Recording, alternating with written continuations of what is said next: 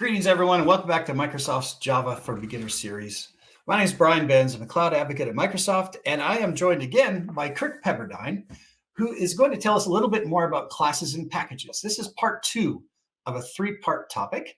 Kirk, do you want to tell us a little bit about yourself and what you want to talk about? Hi, Brian. Thanks for having me here. I am a principal engineer in the Java engineering group, and we're responsible for building and contributing to OpenJDK. In this segment, we'll explore Java archives, and these are otherwise known as jar files. There's other ways that we can actually get things to load, and that is to build what's known as a Java archive or a jar file. Now, there's a couple of different ways we can do this. So I'm just going to start with a simple version first, and then we'll move on to a slightly more complicated version. So first I'm going to go into where the classes directory is. And so we need the classes. So what I'm going to do is I'm going to jar up the classes here. So I'm going to make a person.jar file from everything in the com directory. So now I'm going to move the person.jar file up a directory. So it's just right here out in front of us.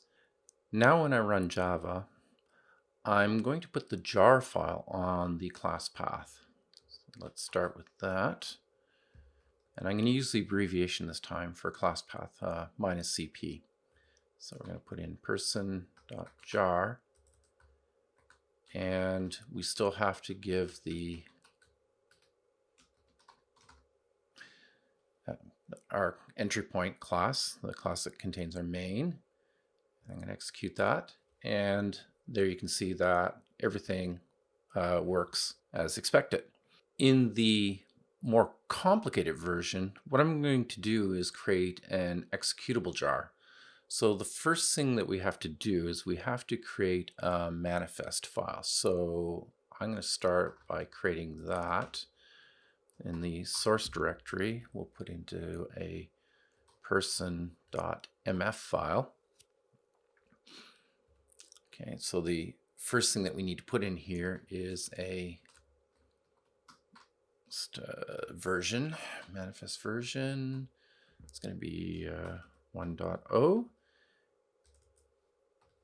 And after that, we need to specify the main class. And in here we have com.model.person. Okay, so that completes that task. We can get rid of our person.jar here.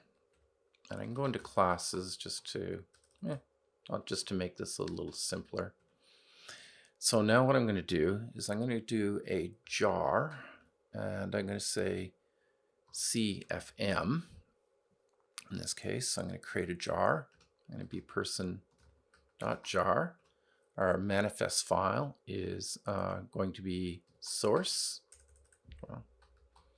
source/person.mf.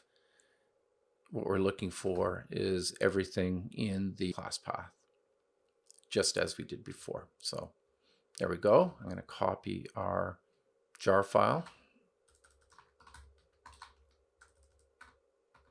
up directory. We'll go back up the directory, and we can go to like Java, okay, -jar in this case. And I'm going to put in just the name of the jar.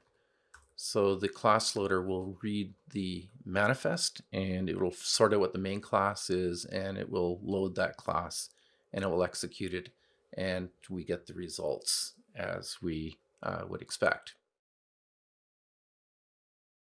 Thanks, Kirk. That was great. That was part two of classes and packages. Stay tuned for part three, and make sure and check out the rest of the topics for the Java for Beginners series.